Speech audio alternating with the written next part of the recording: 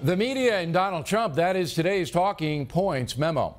It was almost funny that the publisher of the New York Times came out this week and said, wow, I had a meeting with President Trump off the record, and I told him in that meeting that his rhetoric against the press, putting journalists in danger. Wow. And Donald Trump was responsible for that meeting. He called it. A couple of guys from the New York Times went down, and then he tweeted about it, and that blew up the off-the-record status, because once you make anything public, the other side doesn't have to uphold the agreement. But it's not important, because the conversation was basically this. Donald Trump reiterating that the national press isn't reporting honestly to the American people, and the New York Times saying, yes, we are, we're noble, we do everything by the book, and your criticisms, Mr. President, putting us in danger. Okay, so those are the two sides, and they're not going to budge. What's the truth? The truth is that Donald Trump despises the American press because they criticize him. But not just on policy. It's personal.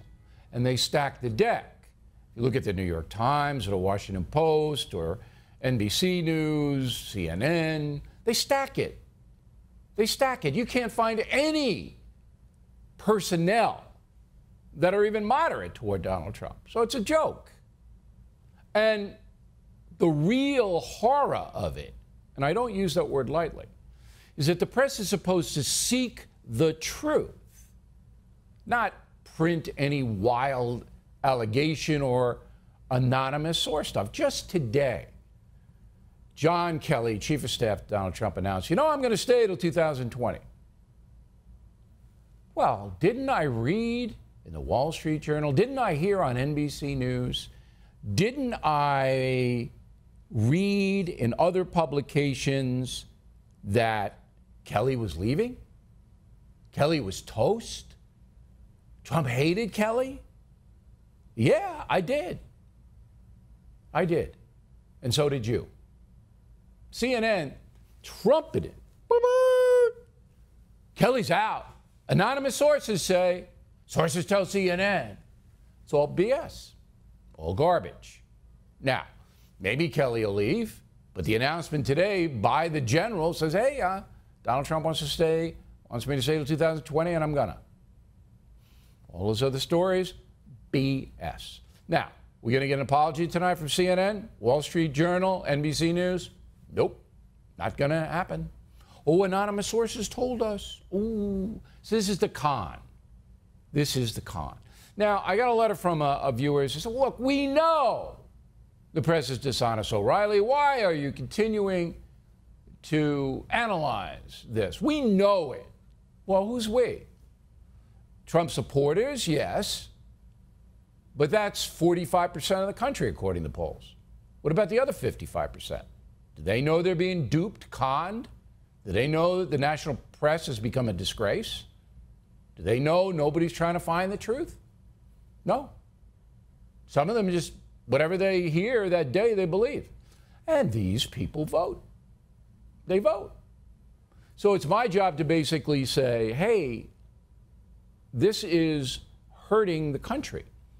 I'm not rooting for Donald Trump. I mean, I don't even know who he's going to run against. But I am saying that you and me, we're not getting the truth from the national media. And that, getting back to Donald Trump, is what drives him crazy. Now, the president exacerbates, word of the day, this exacerbation, by spouting exaggerations. You can call them lies.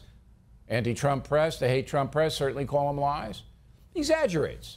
Does it all the time. It's what they call hyperbole, another word of the day. All right? To make his point, he punches up stuff. A lot of it isn't true. All right? But is he attempting to do harm by deceiving? That is a lie. If you look at the 8th commandment, you are not to bear false witness against your neighbor. You're not to harm another person by a deceit. Exaggerating a crowd size, doing what the president does, those are exaggerations. Now, I'm not justifying it. If I were the Chief of Staff, John Kelly, I would every day say, Mr. President, your language has to be precise. You have to be a fact-based guy. That's what I would do. Okay? So make your life easier, Mr. President. The country would run smoother if you did that. What I would say. Donald Trump listen? Probably not. He's an impulsive man.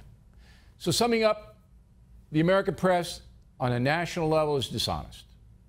The culture is to get Trump out of office because he shouldn't be there in the first place. And whatever mechanism they have to use, they're going to use.